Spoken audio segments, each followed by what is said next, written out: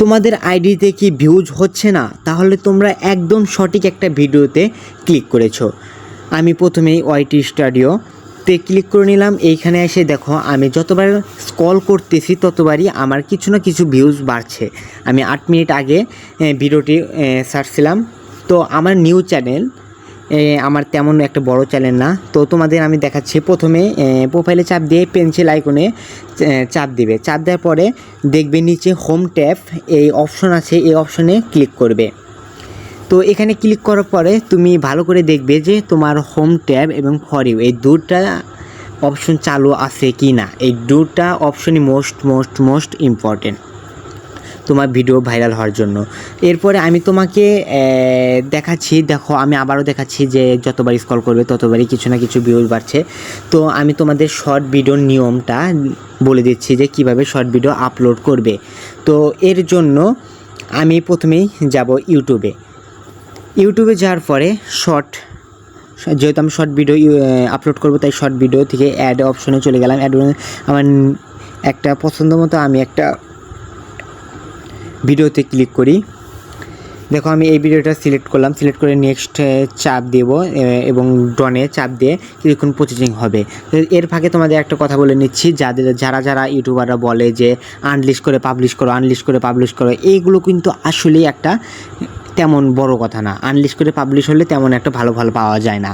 তো আগে তোমাদের দেখে দিচ্ছি যে কীভাবে তোমরা ভিডিও আপলোড করবে। নেক্সটে চাপ দিবে। নেক্সটে চাপ দেওয়ার পরে অ্যাড ডিটেলস, এখানে প্রথমেই পেন্সিল আইকনে চাপ দিয়ে তোমার নিজের পছন্দ মতো যেই জায়গাতে একটি রহস্যময় বা সুন্দর একটা মুভমেন্ট চলে এসেছে সেই জায়গাটি সিলেক্ট করে নেবে। আমি এই জায়গাটি থাম্বনেলের জন্য সিলেক্ট করে নিলাম। তো এরপরে তুমি ক্যাপশনে যার উপর ভিডিও ভিত্তি করে বানিয়েছো সেই হিসাবে একটা ক্যাপশন দিয়ে দিবে এবং বিশেষ কিছু থাম্বনেল কি হ্যাশট্যাগ ব্যবহার করবে, যেমন কমেডি ভিডিও যদি হাস্যকর ভিডিও হয়ে থাকে, ফানি ভিডিও, ভাইরাল শর্ট। তারপরে দেখবে নিচেই প্রাইভেট, আনলিস্ট, পাবলিশ আছে। তো আনলিস্ট কখনোই রাখবে না যদি তুমি নতুন ইউজার হয়ে থাকো, সবসময় পাবলিশ দেবে। একসময় না একসময় ইনশাল্লাহ তুমি ভাইরাল হবেই। তো পাবলিশ দিয়ে দিবে। এরপরে তুমি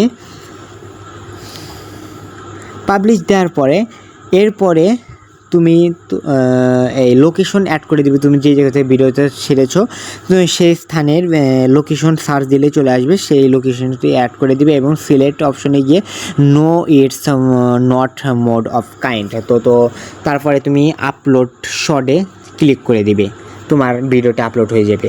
তো এখন যা বলছিলাম যে আনলিস্ট করে পাবলিশ করলে কি হয়। আনলিস্ট করবে কারা? যারা বড় ইউটিউবার, যারা অনেক বড় ইউটিউবার হয়ে গেছে, অনেক নামডাক, তারা আনলিস্ট করে পাবলিশ করে, তার ফাঁকে অনেকজনকে শেয়ার করে দেয় যেন সবাই একসাথে ভিডিওতে দেখতে পারে।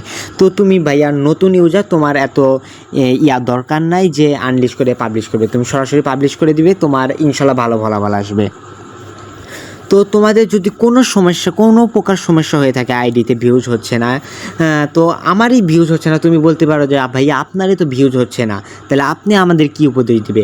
আসলে এটা আমার ব্যর্থতা যে আমার ভিউজ হচ্ছে না। ইনশাল্লাহ আমি আশা করি একদিন আমারও ভিউজ হবে। তো তোমাদের যদি কোনো দরকার থাকে অবশ্যই আমাকে জানাবে বা কমেন্ট বক্সে লিখে যাবে যে আমার এই টপিক নিয়ে একটা ভিডিও চাই। তো অবশ্যই আমি ওই টপিক নিয়ে একটা ভিডিও দেবো। দেখো আমি ওয়াইটি স্টুডিও চলে এসেছি, আবার স্ক্রল করতেছি, দেখো কিছু না কিছু ভিউজ হলে পাচ্ছি আমি। তো এইভাবে পাবলিশ করে ছাড়তে থাকো, ইনশাআল্লাহ ভালো পাবে। ধন্যবাদ। আর ভাইয়া ভিডিওটি যদি ভালো লেগে থাকে তাহলে অবশ্যই একটা লাইক, কমেন্ট, শেয়ার করে যাবে। বুঝতেই তো পারছো আমিও নতুন ইউজার, ইউটিউবে নতুন চ্যানেল খুলেছি।